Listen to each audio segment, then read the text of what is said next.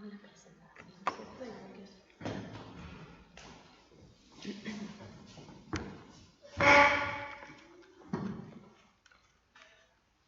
Buen día, bueno, mi nombre es Ayala Sonia, soy licenciada en enfermería. Trabajo en esta institución, me desempeño en el servicio de clínica médica como coordinadora y soy la coordinadora del comité soy coordinadora del Comité de Seguridad del Paciente. En este momento estamos trabajando junto con el Comité de Control de Infecciones, como sabemos todos. Este comité se debe poder fusionar en pos de lograr una calidad de atención y sobre todo preservar la salud del paciente y evitar cualquier daño que pudiéramos causar en pos de realizar algún tratamiento. Como sabemos, uno de los temas muy importantes para poder comenzar a hablar de seguridad del paciente corresponde a la identificación del paciente. Dentro de los objetivos de la seguridad del paciente está la identificación, que lo vamos a ver a continuación. Es el primer indicador para poder evitar cualquier evento adverso a la hora de realizar la admisión del paciente, su diagnóstico y posterior tratamiento.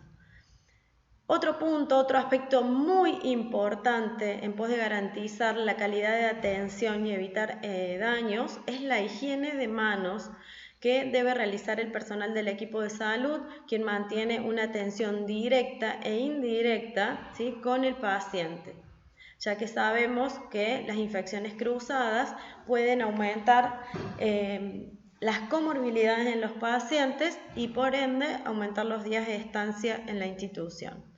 El listado de verificación es muy importante. En nuestra institución está aplicada en el quirófano, a través del cual una lista de chequeo se verifica previo ingreso al paciente a su cirugía programada. Esto es con el fin de evitar eventos adversos de gravedad, como por ejemplo que se le realice determinado procedimiento quirúrgico a un paciente que no es el correspondiente o el procedimiento no es el correspondiente para tal o cual paciente. El consentimiento informado en nuestra institución se realiza a través del formato papel. En otras instituciones se está aplicando la misma presentación, pero luego este documento es escaneado y es nuevamente ingresado a la historia clínica del paciente, de este modo quedando la misma de manera completa. Y por otro lado, uno de los objetivos muy importantes es el registro de eventos adversos y las tasas de mortalidad. Este registro de eventos adversos se están esperando también directivas a través de los cuales se van a determinar el modo de registro del mismo, los eventos adversos desde los menos nocivos o más simples, ¿sí?, hasta los eventos adversos de gravedad. Bueno, para comenzar a hablar de seguridad del paciente, nosotros tenemos que tener en cuenta el primer aspecto muy importante, que es el concepto que va a dar origen a esta seguridad del paciente, teniendo en cuenta que la seguridad del paciente, la cultura de seguridad, va a estar impregnada en una institución teniendo en cuenta que es una cultura no punitiva. ¿Qué quiere decir esto? Que no se busca un castigo, sino que se busca un cambio, ¿sí?, en pos de determinar la falla que ha ocurrido en el sistema para que el evento adverso atraviese determinadas barreras que pueden ser barreras físicas, pueden ser barreras relacionadas físicas a nivel estructural, pueden ser barreras relacionadas también con el recurso humano, con el turno también. Entonces, este clima debe ser un clima de seguridad, que debe estar abierto. Siempre, volvemos a repetir, es una cultura no punitiva y tiene que haber confianza para poder registrar el evento y saber que ese evento, gracias a nuestro registro, no lo va a repetir otro colega, siempre preservando la salud del usuario o paciente. La Organización Mundial de la Salud, la OMS, incluye la identificación del paciente dentro de las 9 soluciones para la seguridad. a fin de ayudar a reducir el tributo de los daños relacionados con la atención sanitaria que pagan millones de pacientes en todo el mundo. Estos eventos adversos sabemos que se registran del año 17 a.C., pero en ese momento tenían una cultura que era punitiva, ¿sí? Y ante la presentación de estos eventos hasta había amputaciones en los profesionales. Por otro lado, debemos garantizar la identificación inequívoca de todos los pacientes mediante métodos apropiados, ¿sí? Estos métodos, ¿sí?, son diferentes según la accesibilidad a la cual podemos, ¿sí?, acceder en relación al recurso material con el que contamos en nuestras instituciones. Los errores de identificación ocurren en prácticamente todos los aspectos, no solo del diagnóstico, sino también del tratamiento. Por eso es muy importante evitar este error y volvemos a repetir, siendo el primer paso justamente identificar al paciente. Siempre se los debe identificar por datos objetivos y comprobables, como por ejemplo es el DNI, el nombre del paciente, el DNI y la fecha de nacimiento, y nunca ubicarlos al paciente por el número de cama. También se pueden ubicar por datos biométricos. Y la identificación errónea del paciente puede tener implicancias de distinta gravedad, como por ejemplo el error en la administración de un medicamento que no corresponde a un paciente, que es el error leve. Y por otro lado tenemos, por ejemplo, un procedimiento quirúrgico que es un error de gravedad en el cual se realizó un procedimiento, por ejemplo una amputación, a un paciente que no correspondía o a un paciente que sí correspondía, pero no correspondía, por ejemplo, a un miembro afectado. Los objetivos específicos de la identificación del paciente justamente es promover la identificación inequívoca. Para esto vamos a utilizar un procedimiento o un protocolo. Va a ser el procedimiento debe ser correcto, basado en diferentes dimensiones que las vamos a ver a posterior, y el lugar correcto. Promover la identificación inequívoca de los pacientes con riesgos específicos. Estos pacientes son aquellos que tienen diferentes comorbilidades, como enfermedades crónicas no transmisibles, enfermedades autoinmunes, enfermedades infecciosas, donde sabemos que el riesgo en una identificación inequívoca y por ende diagnóstico y tratamiento puede complejizar más aún su estado de salud y determinar un riesgo de gravedad a partir de sus comorbilidades. Asegurar la identificación inequívoca de las muestras determinantes para el diagnóstico. Las muestras biológicas del paciente deben salir rotuladas al momento que salen de la habitación del paciente. No puede salir ninguna muestra que no esté rotulada, con los datos ya mencionados anteriormente. Fomentar la identificación inequívoca de los documentos clínicos del paciente. Esto corresponde también que podamos corroborar, ¿sí?, al momento de admisión del paciente, no solamente por la información que el paciente nos da, sino que debemos corroborar lo que registramos con un documento, ¿sí?, un documento nacional de identidad que podamos nosotros, en el cual nosotros podamos visualizar que los datos corresponden a los datos que el paciente nos está brindando, considerándolo el paciente como fuente primaria de información, a la historia clínica fuente secundaria. Por otro lado, tenemos que desarrollar e implementar acciones para la correcta identificación del paciente. Esto habla de las diferentes herramientas que vamos a utilizar para poder identificar al paciente. Y por último, debemos también capacitar al paciente en el procedimiento adecuado y la necesidad de verificarlo ante cualquier intervención de riesgo.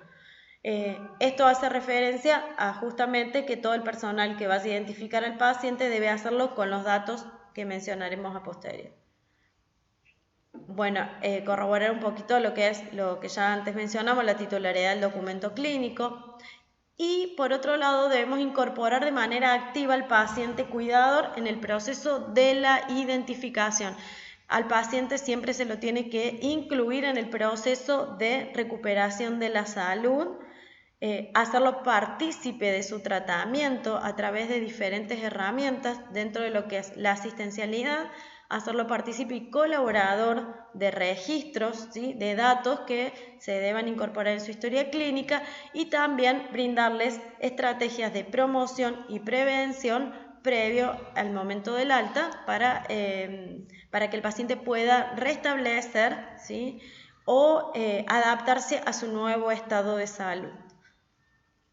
Por último, establecer mecanismos a nivel hospitalario y extrahospitalario para identificar pacientes no identificables y diferenciar adecuadamente a aquellos con identificadores similares, como por ejemplo el mismo nombre. Sabemos que nunca debemos colocar pacientes que tengan el mismo apellido en la misma habitación. Siempre tenemos que tener en cuenta los factores de riesgo y tomar como acción esta intervención aumenta el riesgo de que ocurra un evento adverso, como por ejemplo administración errónea de un paciente. El procedimiento o protocolo. Todos los prestadores de la atención sanitaria van a tener la responsabilidad de verificar la identificación del paciente y los pacientes, obviamente, participar activamente, como ya lo mencionamos antes. La preparación y colocación de las pulseras, acá la podemos ver también, esta pulsera ya está cerrada, consta de un área donde podemos ingresar todos los datos del paciente, por lo menos los datos que así nos pide el protocolo, según bases estándares del Ministerio de Salud de la Nación, adaptados también al Ministerio de Salud de provincia. La preparación y colocación de las pulseras, todos los servicios a través de los cuales reciben o ingresan pacientes o son admisionados pacientes desde el mismo servicio, deben contar al momento con las pulseras de identificación. Cuando el paciente se le coloca la pulsera nuevamente, se le debe preguntar cuál es su nombre y apellido. Si el sistema informativo no está disponible o no funciona, eso es en relación a los diferentes instrumentos que nosotros vamos a utilizar. Sabemos que debemos registrar, ¿sí?, de manera manual, debemos registrar los datos del paciente. Si la pulsera de identificación se cae, se retira o se vuelve ilegible, debemos colocar nuevamente otra pulsera. Otros procedimientos de identificación del paciente están relacionados con datos biométricos. Y la evaluación y seguimiento. Se debe evaluar justamente la adherencia a la identificación del paciente. Una vez que el protocolo es instaurado en una institución, se debe realizar la evaluación sobre la adherencia y el seguimiento. Esto quiere decir que ningún paciente debiera permanecer en una institución sin su adecuada identificación. En el momento de la admisión, ese es otro de los aspectos muy importantes, de la dimensión muy importante a la hora de la aplicación del protocolo. En el momento de la admisión y antes de la atención directa al paciente debemos utilizar por lo menos 2 indicadores para registrar en la pulsera de identificación. Puede ser apellido y nombre del paciente, DNI o fecha de nacimiento. Siempre las pulseras se deben colocar a los pacientes que ingresan por un servicio de admisión de guardia de emergencia o urgencias, a los pacientes que ingresaron a un hospital de día. En el caso de nuestra institución sabemos que no tenemos hospital de día. Sí, en el caso de los pacientes que permanecen en un servicio de guardia y no van a ser trasladados luego a otro servicio del internado, no es necesario que coloquemos la pulsera. Pero a diferencia de otras instituciones que cuentan con un hospital de día, por ejemplo en la realización de quimioterapia, es necesario que el paciente sea identificado, más aún porque la medicación es una medicación de riesgo. Los pacientes que ingresan para realizarse una cirugía de día o pacientes ambulatorios, ¿sí?, que requieran anestesia general o local, también se les debe colocar la pulsera de identificación. Los pacientes que requieren transfusiones de sangre o derivados también es muy importante que se les realice la identificación, ya que debe quedar registrado la identificación del paciente en los registros, por ejemplo el servicio de hemoterapia, qué tipo de hemoderivado ha recibido, qué grupo y factor, que también eso se puede registrar en la pulsera para evitar errores. Los pacientes que están recibiendo cualquier tipo de terapia de medicación, incluidos los pacientes no admitidos en el servicio de urgencia. Esto puede ser, por ejemplo, un paciente que reciba la administración ambulatoria de una inmunoglobulina, de la administración de hierro endovenoso y que deben permanecer hospitalizados en pos de evitar cualquier evento adverso, por ejemplo, una reacción alérgena del medicamento. Los pacientes que están recibiendo cualquier terapia donde se requiere consentimiento informado, un ejemplo de esto es la quimioterapia. Y los pacientes que se someten a cualquier otro tratamiento o procedimiento que pudiera causar un impacto negativo en su salud. ¿Por qué es un impacto negativo? Justamente porque no sabemos si el paciente va a tolerar un determinado tratamiento, entonces se debe identificar con el fin de evitar un error más en el diagnóstico, tratamiento e identificación de los mismos. Las barreras potenciales que pudieran ocurrir. Estas barreras potenciales hacen referencia a que debe haber un cambio en la conducta individual. ¿A pos de qué? En pos de cumplir con las recomendaciones, porque estas barreras también sabemos que todo cambio en una institución puede generar una crisis, ¿sí? Entonces, los cambios, dado que van a ser cambios situacionales, generan un tiempo de adaptación a esta nueva estrategia de identificación del paciente. Para eso se le debe brindar al personal todas las capacitaciones para que él mismo pueda sentirse seguro a la hora de tener que aplicar el protocolo.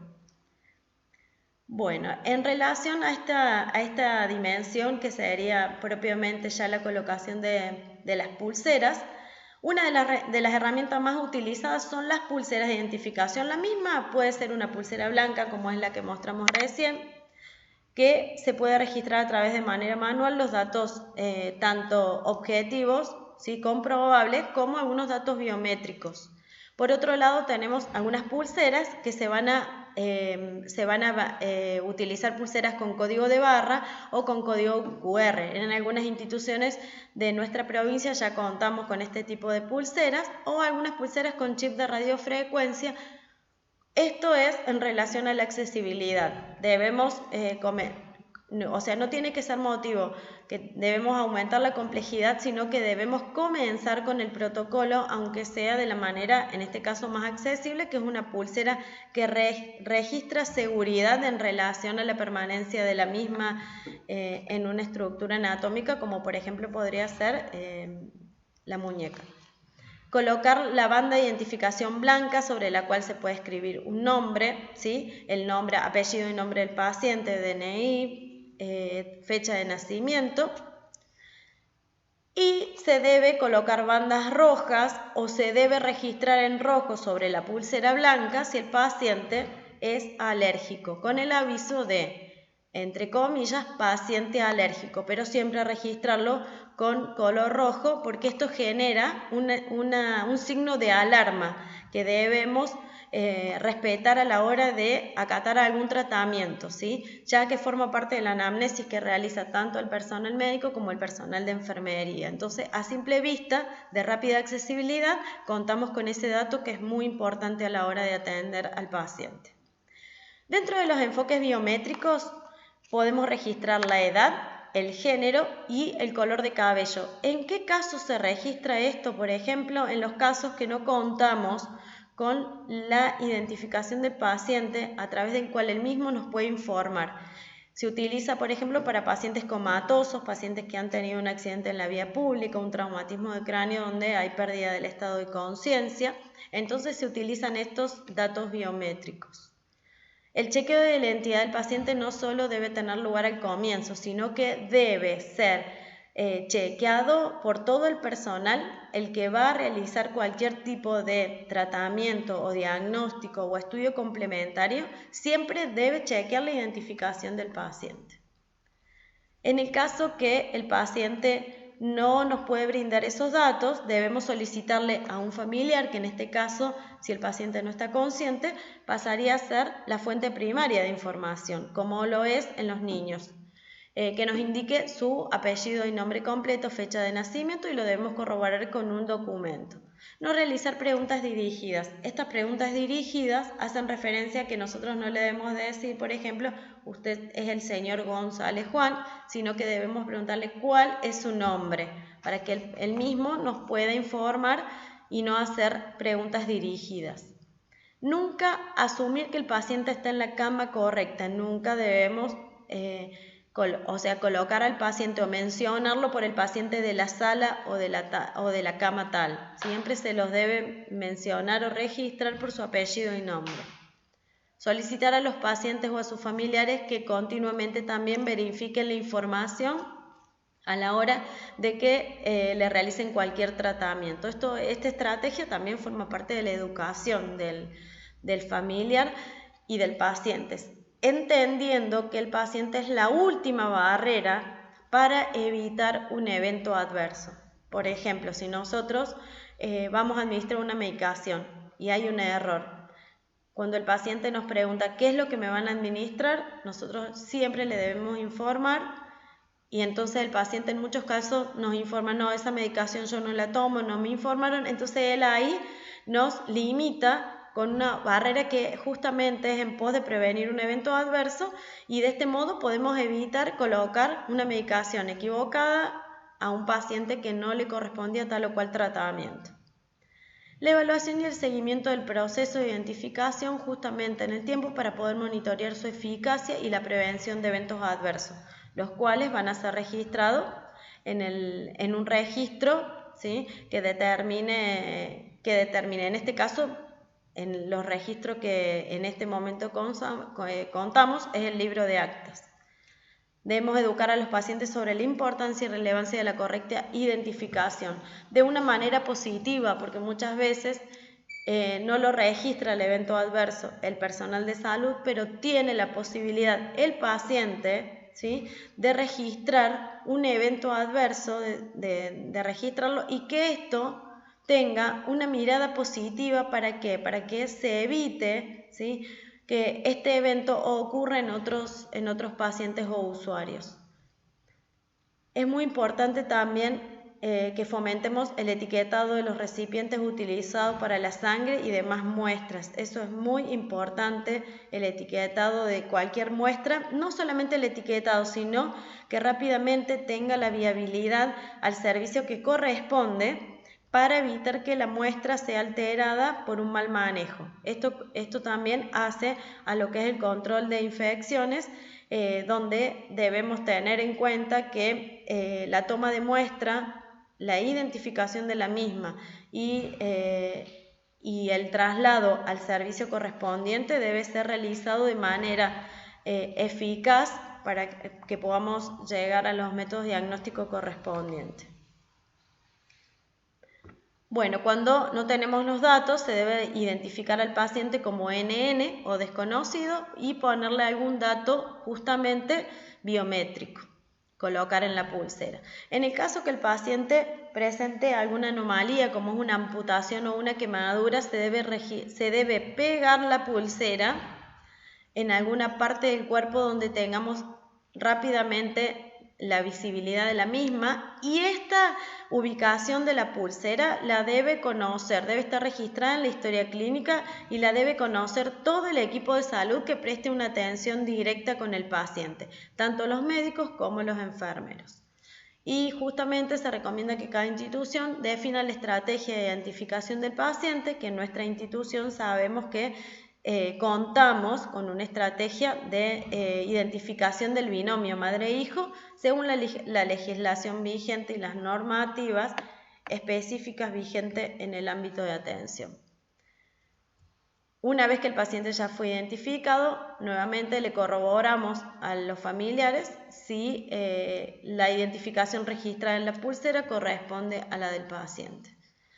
Y realizamos una evaluación y seguimiento del proceso para monitorear la eficacia a través de indicadores y la medición correspondiente. Eso es a lo largo del tiempo, a través del Comité de Seguridad del Paciente, el cual va a estar encargado de chequear que en el servicio todos los pacientes contengan su pulsera, en cada servicio todos los pacientes contengan su pulsera de identificación, y también motivarlos a aplicar una conducta de seguridad eficaz en pos de reducir estos eventos y esto no solamente prevenir el evento adverso, sino también aumentar la calidad de los cuidados, tanto médicos como enfermeros. Muchas gracias.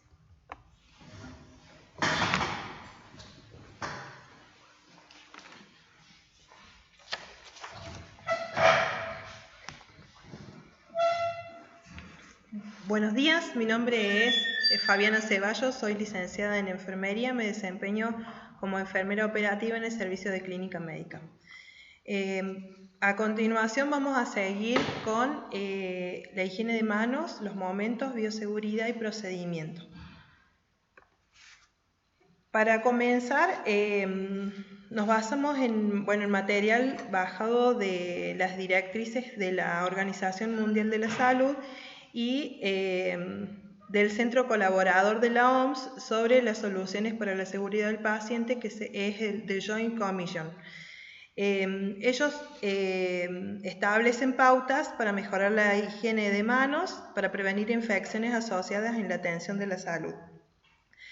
La declaración del problema y el impacto es que más de 1.400.000 personas en todo el mundo sufren alguna infección contraída en un hospital. Estas infecciones están asociadas a la atención sanitaria y ocurren en todo el mundo y afectan tanto a países desarrollados como a países en vías de desarrollo. El objetivo de toda solución para la higiene de manos es, por lo tanto, crear o fortalecer la capacidad de modo tal que la mejora de la higiene de manos se vea y se transforme en un componente integrado de una estrategia más amplia de prevención de infecciones asociadas a la atención sanitaria. Ahora bien, seguimos con una pequeña reseña histórica sobre el lavado de manos. El concepto de lavado de manos como un agente antiséptico probablemente haya surgido en el siglo XIX. En 1846, el doctor Ignacio Felipe Semmelweis observó que las mujeres parturientas atendidas por estudiantes y médicos pertenecientes a la clínica del Hospital General de Viena presentaban porcentajes de mortalidad más elevados que las puérperas y parturientas que eran atendidas por parteras en la segunda clínica del mismo hospital. En mayo de 1847 solicita que médicos y estudiantes limpien sus manos con una solución clorinada entre paciente y paciente y luego de salir de la sala de autopsias. Esto se debía a que, previo a que se implementara el lavado de manos, los médicos realizaban las autopsias y ni bien salían de ese lugar atendían a las parturientas. El doctor observó que las manos de estos profesionales estaban sucias y malolientes, por lo tanto estaban contaminadas, llevando así la atención en malas condiciones, ¿verdad? Entonces, después de que se implementó el lavado de manos, el porcentaje de la mortalidad materna de la primera clínica desciende dramáticamente y permanece bajo durante muchos años. También en 1843 el doctor Oliver Wendell Holmes también postula que la fiebre puerperal era transmitida a través de las manos del personal de salud y describió medidas destinadas a limitar la transmisión de infecciones que tuvieran un impacto muy pobre en las prácticas de obstetricia de esa época. En 1961 se observa el personal de salud que lavara sus manos con agua y jabón durante 1 y 2 minutos antes y después de tener contacto con un paciente. El enjuague de manos con un agente antiséptico, como por ejemplo alcohol al 70%, se creía que era menos efectivo y solo se recomendaba para las áreas de emergencia, lugares donde no hubiera piletas. Y entre 1975 y 1985 se escribieron las primeras recomendaciones acerca de la práctica de lavado de manos en los hospitales. describiéndose los agentes adecuados para ello. Los lavados de manos con jabón común eran recomendados para ser usados antes y después de la atención de la mayoría de los pacientes, mientras que el uso de los jabones antimicrobianos se recomendaba para usar antes y después de realizar procedimientos invasivos o cuidado de pacientes de alto riesgo. Entre 1988 y 1995, la APIC, Asociación de Practicantes de Control de Infecciones, publicó recomendaciones y guías para el lavado de asepsia y antisepsia de las manos. Entre 1995 y 1996, la ICPAC, Comité Consultor de Prácticas de Control de Infecciones para el Cuidado de la Salud, recomendó el uso del jabón antimicrobiano y agentes antisépticos que no requieren el uso de agua, aún después de salir de habitaciones de pacientes afectados con gérmenes multiresistentes como enterococo resistente a vancomicina o estafilococcus resistentes a la meticilina SAMS. La indicación de practicar la higiene de manos con soluciones de base alcohólica solas o en conjunto con otros antisépticos cobra fuerza en las guías publicadas en el año 2002 por el ICPAC en conjunto con otras entidades científicas de los Estados Unidos. La OMS en el año 2009 publica nuevas recomendaciones señalando que la mejor alternativa, la más eficiente, segura y con calidad con capacidad para lograr una mayor adherencia del personal en la práctica de higiene de manos era el frotado con soluciones de base alcohólica. Estas recomendaciones, la OMS ofrece fórmulas para la preparación hospitalaria de gel alcohólico, establece estrategias multimodales para aumentar la adherencia del personal a la higiene de manos y define 5 momentos concretos y obligatorios para su práctica. Cuando hablamos de estrategias multimodales, dentro de la plataforma de la OMS se ofrece una plantilla donde que se puede obtener y por supuesto adecuar a la institución o al país en la institución a donde se trabaja para poder hacer un seguimiento de cómo se realiza el lavado de manos y si está siendo eficaz o no. Consta de varios ítems y tiene una puntuación que prontamente va a ser utilizado acá en el hospital para poder corroborar si estamos dentro de los parámetros para tener una buena calidad en relación a la seguridad del paciente. También señala que la higiene de manos, que resulta más importante en el control de las infecciones hospitalarias, es la que se realiza en el punto de atención del paciente, es decir, dentro del entorno o unidad del paciente. Actualmente, la higiene de manos, cualquiera sea su tipo, es considerada como la principal medida para reducir la morbimortalidad por infecciones asociadas al cuidado de la salud. Aquí vemos una imagen de Florence Nightingale.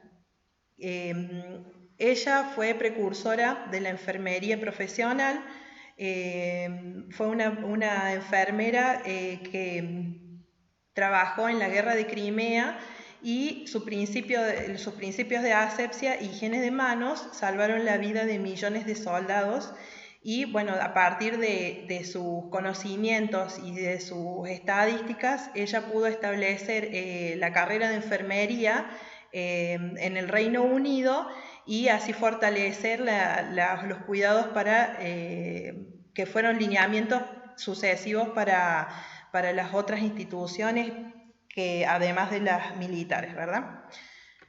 Bueno, acá tenemos los factores que influencian la aceptación de la higiene de manos. Estos son riesgos para la no aceptación de la higiene de manos, estudios en observación. Son parámetros que se han estudiado científicamente, ¿verdad? Que se han hecho a través de estadísticas. Ser doctor, se dice que el ser doctor se lavan menos que las enfermeras. También otro parámetro es el sexo masculino. Otro parámetro sería trabajar en UCI o en UTI. Esto es un ítem que, al tener menos cantidad de pacientes, es como que entre un box y el otro se reduce el lavado de manos, pero por la utilización de guantes y no el lavado en sí. Trabajar durante la semana versus los fines de semana. El trabajo durante la semana, al ser un poco más demandante, porque los pacientes se realizan estudios, hay movimiento de gente, genera que la disponibilidad de tiempo sea cortada. En cambio, los fines de semana el trabajo es un poco, por decirlo, más relajado, entonces hay más tiempo para poder organizar las tareas y entonces se puede llevar a cabo una planificación de cuáles son las actividades y se puede hacer un lavado de manos más efectivo. Bueno, el uso de camisolines y guantes, el uso de las piletas automáticas y después actividades de alto riesgo de infección cruzada. Esto sería en la higiene de vías centrales, higiene del paciente, aspirados traqueales. Estos son factores. Estos factores denunciados por explican la probable adherencia del personal a la higiene de manos en una encuesta. Bueno, ahora hablaremos un repaso en general sobre la flora bacteriana. En la piel humana normalmente tenemos una flora bacteriana colonizada por bacterias. Estas bacterias están diferenciadas en dos categorías, las transitorias y las residentes. Las transitorias son las que nos colonizan el extracto superficial de la piel. Son las que conviven con nosotros y que no traen ningún tipo de inconvenientes o de complicaciones a nuestra salud. Y la flora residente es la que está adherida a los extractos más profundos de la piel y debajo de las uñas. También puede ser encontrada sobre la superficie de la piel, pero de una remoción más dificultosa. Vamos a mencionar algunos términos de definición de los términos, como la antisepsia de la mano, que se puede realizar con antisépticos o agua, o mediante el frotado de manos con agentes antisépticos. Higiene de manos, en términos general, aplicarse tanto el lavado de manos como uno de rutina o con lavado antiséptico. La descontaminación de la mano, reduciendo los contagios bacterianos de la mano con resultado de la práctica de un lavado antiséptico, frotado de manos antiséptico con soluciones de base alcohólica. El jabón antimicrobiano es un jabón antiséptico, un jabón de tipo detergente líquido que contiene un agente antiséptico. Lavado de manos antiséptico con agua y jabón antiséptico, lavado de manos social como uno de rutina, el frotado de manos antiséptico, que lo utilizamos para cuando vamos a hacer una práctica que necesitamos una asepsia para poder realizar, por ejemplo, la curación de una vía central. Y después tenemos el efecto acumulativo, que después de repetidas aplicaciones de un determinado agente antiséptico se produce una disminución progresiva del número de microorganismos presentes.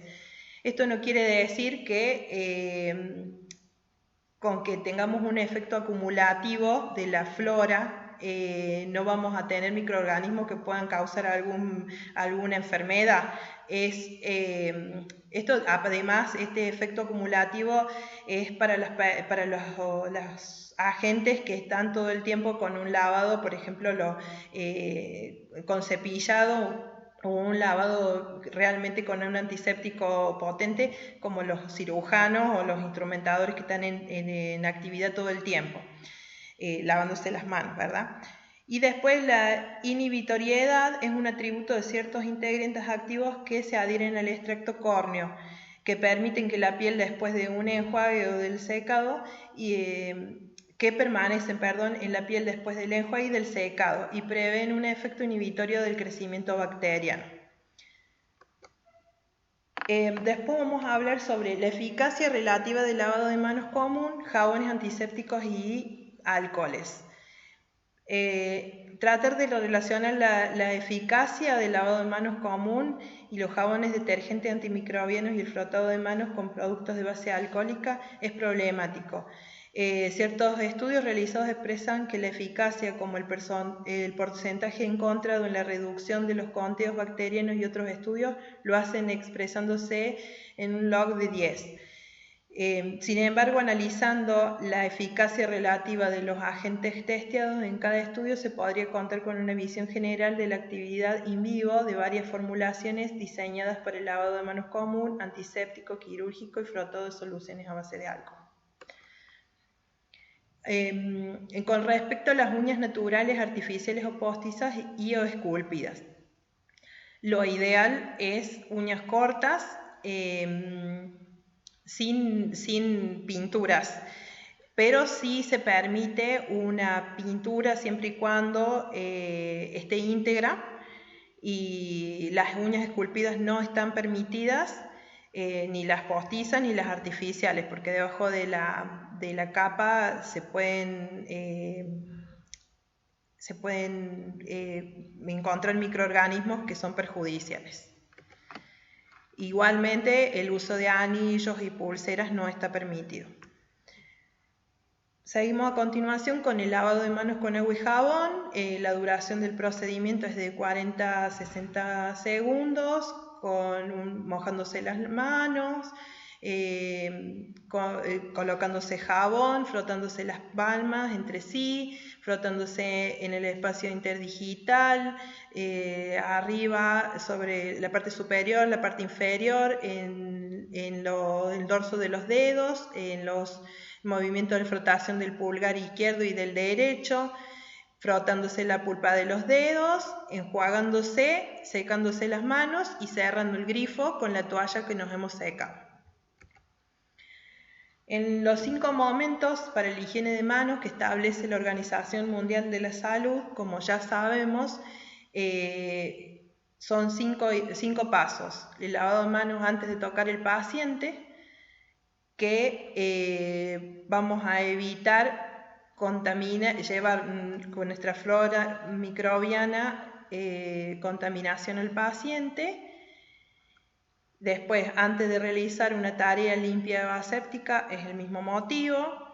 Después del riesgo de exposición de líquidos corporales, estamos cuidando el paciente y nos estamos cuidando nosotros. Y después de tocar al paciente, es exactamente lo mismo, lavarnos las manos para cuidarnos a nosotros y para cuidar al paciente, y después el contacto con el entorno del paciente, porque ya sabemos que todo procedimiento con el paciente y dentro de la unidad del paciente, la carga microbiana está presente en el mobiliario, en los utensilios, en las bandejas, en todos lados. Entonces, bueno, para protegernos y para proteger al paciente, otro lavado de manos. Bueno, acá hay otra diapositiva de la duración del procedimiento de desinfectarse las manos, es entre 20 y 30 segundos, lo mismo que en el anterior de lavado de manos con jabón. Y bueno, finalizamos y les agradecemos. Muchas gracias por su atención.